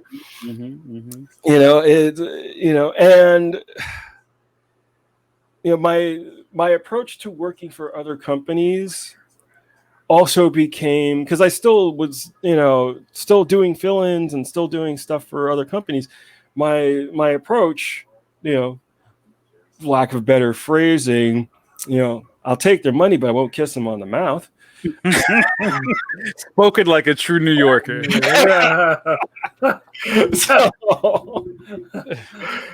I don't have a problem working for other companies, but the stuff that I want to do, the stuff that that's where when one of the things that happened when I left DC was I really didn't know that many editors outside of DC editors anymore. But one of the people that I knew was Chris Ryall over at IDW. So I reached out to him, and he comes back to me and is like, "Hey, do you want to do a Kiss series?" And I'm like, "Kiss, the band?" He's like, "Yeah, but it's Kiss as the Untouchables." And I was just like, "Okay. All right, I tried out for that. I got that gig. I did 2 issues. I penciled ink 2 issues. I did covers for 4 issues. I did the Terminator for Dark Horse. I did G.I. Joe again. I was doing, and all this in between, doing my own stuff. Do you think that people's attitude, that people change their attitude about you? I think so. Because of you doing your own, because going around and being a journeyman and basically like being the gun for hire to kill the deadline, they can respect you and get to know you and like you because you are good at doing that thing. You come in and you kill the deadline, and then but you get on that list, and you know what list I'm talking about. Right. You get that list that every editor nails on their wall in 3 columns of good, fast, and cheap. Right. So, but they don't think of you as an author. Right. Right. They don't think of you as the whole package. Exactly. But I think the other thing that happened in all of this is that I rediscovered myself, and I became much more authentic as a person, in how I deal with editors and with publishers and with the public. I certainly became much more outspoken than I was at DC. And, anybody who follows me online gets to see me, you go in on a tear on a regular basis. But, one of the other things that happened was I allowed the real me to influence how I approach my work. And do you think you were holding back? I don't think I was holding back, but I think I was catering to what I thought the companies would want. I would do that a lot. And what happened afterwards was I decided that no matter what the project was, I was going to come to the dance with the girl that brought me. I was going to do it my way. You either like it or you don't like it. If you don't like it, then I'm not the guy for you. So have you had any? Have you been turned down? Have you found that there to be a negative from that? No, not really. So you had the fear, but the fear hasn't played out. Exactly. I think there were certain instances where I had to convince people that my approach was better, and it worked out in the positive. But I've also found myself, thankfully in the position where I haven't had to actively look for work for a very long time. Projects come to me because I think that I finally found for lack of a better term, a style that people recognize. There's a. Do you think they recognize your style more from Molly or more from the stuff that you did before? I think probably it was starting to coalesce when I was on Supergirl, and then it's kind of evolved since then. And now it's all part of, like, from Supergirl on, because I feel like Supergirl was the point where where I was really encouraged to do my own thing. And then it's sort of filtered over into everything else. So, like, for example, the last thing I did at DC, like, I did Zatanna at DC after I did Supergirl, and then I did the Ray at DC. And the Ray, I just decided that I was just going to put my foot in it, and just go balls out with absolutely everything. So, and the detail in terms of my DC work, the detail on that miniseries is insane in comparison to what I may have done 2 years before that. And that fed over to everything else that I've been doing since then. So what would you tell the 22-year-old version of yourself? Stop being an asshole. Stop being so fucking stubborn. And a lot of that came out of when I first got into the business. I was working with an agent, and he was trying to push me to emulate, Adam Hughes, and to emulate Terry Dodson and try to get that look to my work. And I really rankled against that. It really bugged the hell out of me.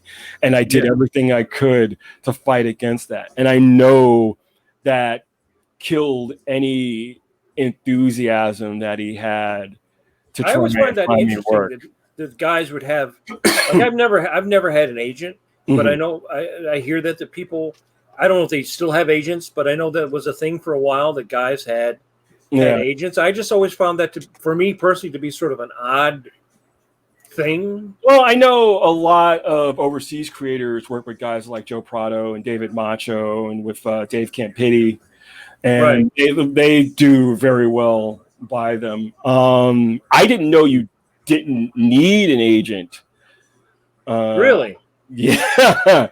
It was a very, well, again, this was 1993, 1994. The business was flush with cash, so everybody was running around being an agent. I've had very good agents. I worked with Dogworks with Tom Mason over at Dogworks, and with Dave over at Dogworks, and they did very well by me. So now, how would that work? So, like, in my experience, if people would call me and say, "Are you interested in this?" Or you bump into somebody and say, "Hey, would you be interested in this issue?"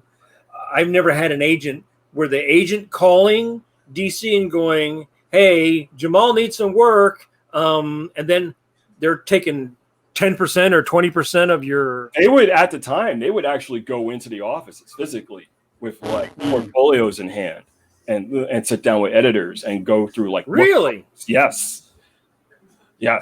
So that they would fly in because Dogworks was in California and I was in New York. So and DC was still in New York at the time, and Marvel's still here, but I haven't been inside the Marvel offices in forever.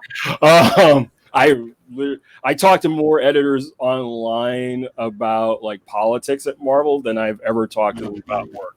So I'm not even sure if they know that I'm an artist. I think they think I'm like a pundit. Hey Jamal, I want to start giving you your evening back, but I had like two more things I wanted to try to touch on real fast. Okay. I want to. Do you have any images from Black? Yes, I do actually. Hold on. Let me close this out, and then I got a couple of pages from Black here. And there's like one question about process I want to Sure. put on the screen. So can you tell us while you're plugging that in about the Black project? Okay. So Black was another Kickstarter project that I got involved in. It was created by Kwanzaa Sajapo and Tim Smith. And Kwanzaa, former DC editor and current writer on various things. And I worked with Kwanzaa on the Ray over at DC, but I had known Kwanzaa through several other people, so we kind of floated in the same circles, but hadn't really connected. And Tim, who I've seen like on the con circuit, and he works at Marvel, and they created the project about 10 years ago. Actually, more than 10. At that point, when we did the first book, it was like a 10-year journey for them. And Kwanzaa called me and asked me if I'd be interested in hearing a pitch for a project. So they actually came over to my apartment, and Kwanzaa got here first, and he had just like a one sheet on his phone that he showed me, which was an image of the lead character X wearing a hoodie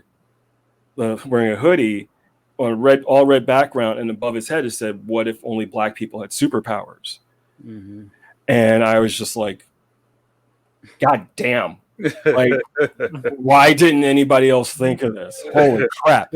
So that's how I immediately signed on, and that's how I got involved. So we started talking about the Kickstarter, and originally they were going to launch it. This was like August, and they were going to launch it in October for that year's New York Comic Con. And I said, no, because the marketing guy in me kicked in. It's like, no, when you launch this? February. Because what's February? Black History Month. Yeah. So they started building a campaign, shot the video, doing samples, doing all this stuff. We launched the Kickstarter for Black. We asked for $30,000. We got funded in 4 days because we worked with a very talented marketing guy, and then we ended up getting, like, by the time the campaign was over, we ended up getting $90,000 to do the first series. So yeah, so you had all kinds of extra stretch goals. Yeah, we had extra stretch goals and all kinds of tiers, and multiple covers and all sorts of stuff. So so the whole concept of Black is it's this world. It follows the story of a 16-year-old kid named Kareem Jenkins, who's gunned down by the cops while he's walking home from the basketball court with two of his buddies. They get shot. Kareem wakes up unharmed in the back of an ambulance, escapes, is hiding out from a SWAT team when he meets Juncture, who's this gentleman over here. And Juncture is sort of his entry into this world where you find out that a small portion of African descendants is not based on melanin, possess this quirk that allows them to have superpowers. Mm-hmm. You know, there are some who are mutated. You know, there are some who, you know, who change after their powers are activated for various reasons. But, you know, that's sort of how the story builds out. But you also discover that there's a family who has been enriching themselves, the Mann family, led by Theodore Mann, the man. The man. And they have been keeping the secrets since the days of chattel slavery. Mm-hmm. So that's the first book is sort of, you know, Star Wars: A New Hope, and then we did a sequel which we're finishing up now called White, which is, you know, The Empire Strikes Back of our trilogy. And literally just finished that about a month or so ago. So they're still writing, but, you know, with like COVID-19 and everything's been thrown off. So are you kickstarting each book? we're kickstarting each book. So we got 90,000 for the first book. I think we got around 60,000 for the second book. So that's great. I mean, your art is fantastic, and the concept is so strong. Yeah, like you can't look away from that. You know what I mean? That's great. It's been, you know, again, it's another matter of me getting involved with stuff that I can get behind, that I can have fun with, that I can experiment with. I hazard to guess that you have picked up probably a whole new fan base off of this project. Oh yeah, absolutely. It's been a different experience for me, because I think up to a certain point, I mean, even with Molly, I think up until a certain point, I was never really seen as an indie creator. Right. You know, I was always. Would you say that this gives you indie cred now? Oh, I think at this point, between Molly, this, and The Wrong Earth, I've definitely gotten to that like indie cred stage. Mm-hmm. So now so we've been talking about this over the several podcasts. What is indie? Because in my idea, indie was like Love and Rockets or something, you know, kind of like in the old day, you know, that there was like the Fantagraphic stuff or Ad House.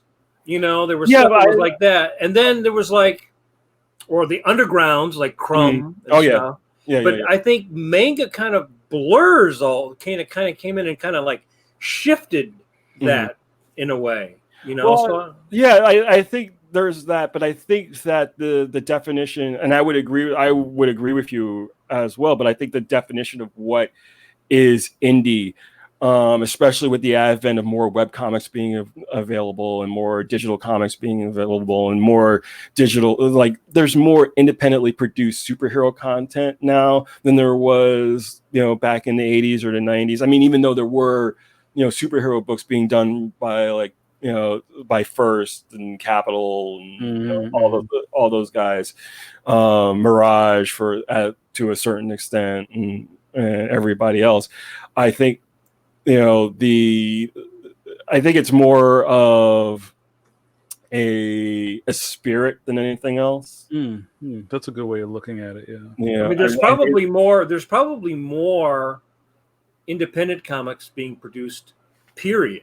Oh, absolutely. Than any other quote unquote mainstream. Well, I think between Marvel and DC, there's maybe like 150 comics, give or take, that, you know, monthly comics that come out.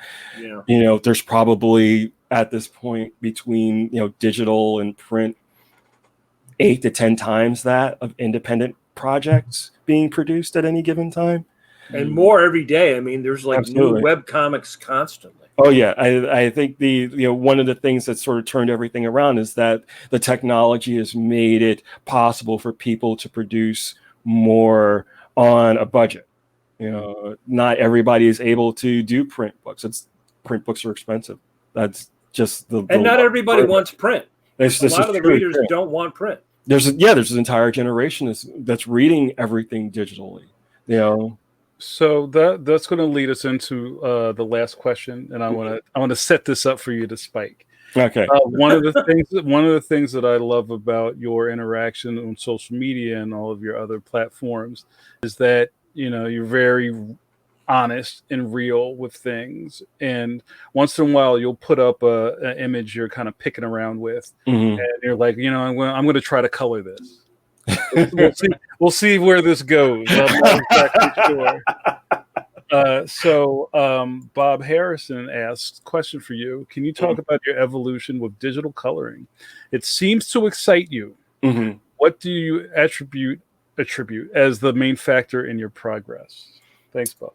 Okay. I think probably the biggest factor in my progress is my wife. Mm-hmm. My wife is an expert in color management. Mm-hmm. That is what she does for a living. So when I first left DC, because I had put coloring aside, I had put inking and coloring aside to concentrate on being a penciler for years and years and years. And I would noodle around with it a little bit and, having, fair to middling success with it. Mm-hmm. When Corinne and I got married and I was noodling with a little bit more. And then when the opportunity to start doing my own covers presented themselves, I really decided that I was going to dive in and really take advantage of it. To kind of have this woman who I love, who is, Adobe certified and like works with like Annie Leibovitz and worked with like Tommy Hilfiger and, the company she used to work for, did all of Madonna's retouching. And, this is her area of expertise, leading over, not only showing me how to put files together in Photoshop and, taught me stuff that I didn't know, taught me about using masks and curves and, hue and saturation and, so she started the ball rolling and that got me to a certain point. And then I reached out to Chris Sotomayor because he has this comics experience class. And I took his class, and that got me a little bit further. So now I found myself where I didn't gloss over color before. I didn't gloss over what other colorists were doing before because I love, for example, I love Dave McCaig. I love John Roush. I love Laura Martin. Laura Martin's one of my favorite colorists. I love Paul Mounts. I love what he does. I Brad Anderson, another incredibly talented colorist. There's so many colorists who do so much, so fantastically layered work. Marta Garcia is phenomenal. Just absolutely phenomenal. Romulo Fajardo, just fantastic. So I get excited by looking at other colorists and trying to emulate what they're doing in little bits and just picking up little techniques, looking at other people's layer trees, seeing how they set up their files, seeing how they use solid color and screen mode to create effects, using vivid light, using hard light, using soft light, I keep where is it? This is one of my favorite books. Hold on, let me give you the screen here. Yes. Hold on a second. This is one of my favorite books. Nice. Make it sing, Jamal. Make it sing. Make it sing. But I also have like the DC guide to coloring. I've got the hi-fi guide to coloring. I look at tutorials online. So there's been little bits of progression, and then with every job that I have in order to color my work, especially with cover work, I bring something new. I start experimenting with brushes. I start experimenting with textures. What can I find? What can I find online that'll really make something pop? How can I, what harmonies can I introduce into an image to really draw the eye, move things around? I find that I'm a fair to middling inker. I'm an okay colorist, but somehow I managed to cobble it all together. Yeah. And what I love about your passion for this is, and kind of all of us cartoonists are still students. Yeah, no absolutely. matter where you are in the game, you're still always like absorbing information and kind of balancing that out against old things that have driven you in the past, and finding new things that unlock new things. Yeah, absolutely. I forget who said it, but I heard it said years ago that you're never going to be perfect. You just shoot for 80%. Yeah, the day that you think that you can do no wrong is the day you quit, because there's just no point after that. I love it. That's so true. Well, Jamal, you've been a fantastic guest. Thank you for giving us so much of your time. Oh, no problem, guys. I had a fun. We don't want you to stay up all night now. No. It's definitely time for me to go to bed. and before Jamal, I can't let you go without doing this, because the elephant in the room at all times with us when we're in the same space is that people always misplace who's who. Yes. Okay. He's the one with the dreads. I don't have dreads. I've got my little puffy tail. So. And I'm going to share my screen. I have some proof of that. Yes. All right, let's do it. That's Mike Waringo? Oh no! See, this is really embarrassing, because I was at the Schomburg Center. Yeah, they should know better. Yeah. Wow. Yeah. The production crew totally just messed that up the whole time we were presenting at this conference. Were you guys at the same thing? Yeah. We were on the same thing. So do you have the picture of Jamar Nicholas? No, I don't. This is just bait for any time that we're on the same program. But yeah, so it's a real thing. But yeah, again, thanks so much, Jamal, for giving us. Thank you for having me. Thank you so much. All right. Oh, wait, before you go, Jamal, where can people find you online? I am everywhere. Just type in Jamal Igle. You can find me at my website, which is jamaligle.com. I'm on Twitter. I'm on Facebook. I'm on Instagram as Jamal_Igle_artist. Got it. Love it. All right. Thank you so much, man. And if you ever feel like you want to promote something or come back around, let us know. We'd love to have you back. I will definitely take you up on that, guys. All right. Thank you so much. Have a great night. Good night. You too. All right. Bye-bye. I'm going to kick you out. Bye. All right, bye. All right. Well, that was great. I don't know where the time goes. And into the ether. When you're having a good conversation, you don't really keep track of time.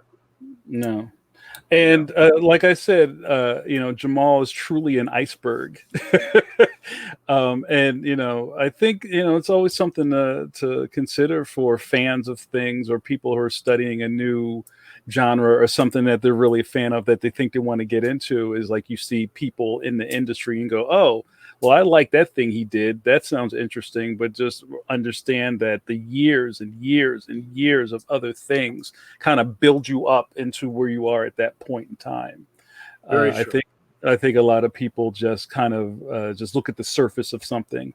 And I can't tell you how many times, Mike, and maybe I shouldn't admit this, when I'm at a show and somebody comes to my table, they always ask questions like, oh, congratulations, is this your first book? Like, no, I've been in the business for like 22 years.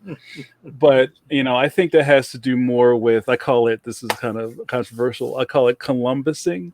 I think people I think people at a comic book convention want to discover you, like you didn't exist before. No, here I have some syphilis-covered blankets.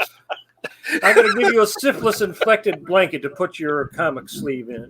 Well, it's like, hey, come over here. Look look at this guy I just found. He does things. We're going to bring you home. But it's like we've all been. Everybody has a point in their career that they're at, but it's just like a constant build up and reshaping of you and your career to the next thing and to the next. Well, I always say that art is long, and you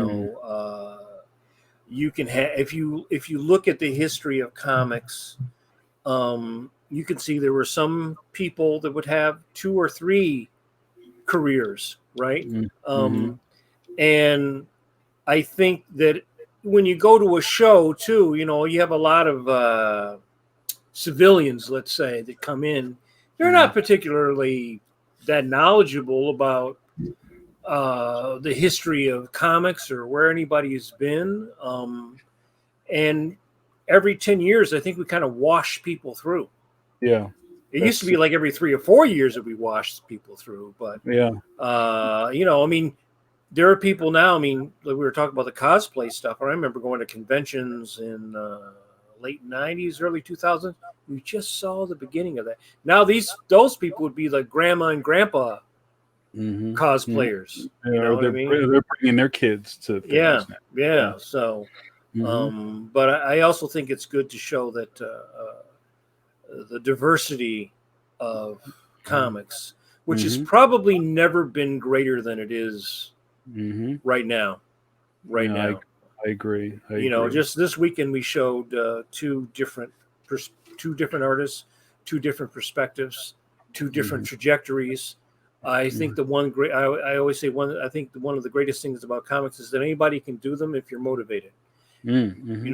White, black, yellow, straight, gay. There's a story that you can tell.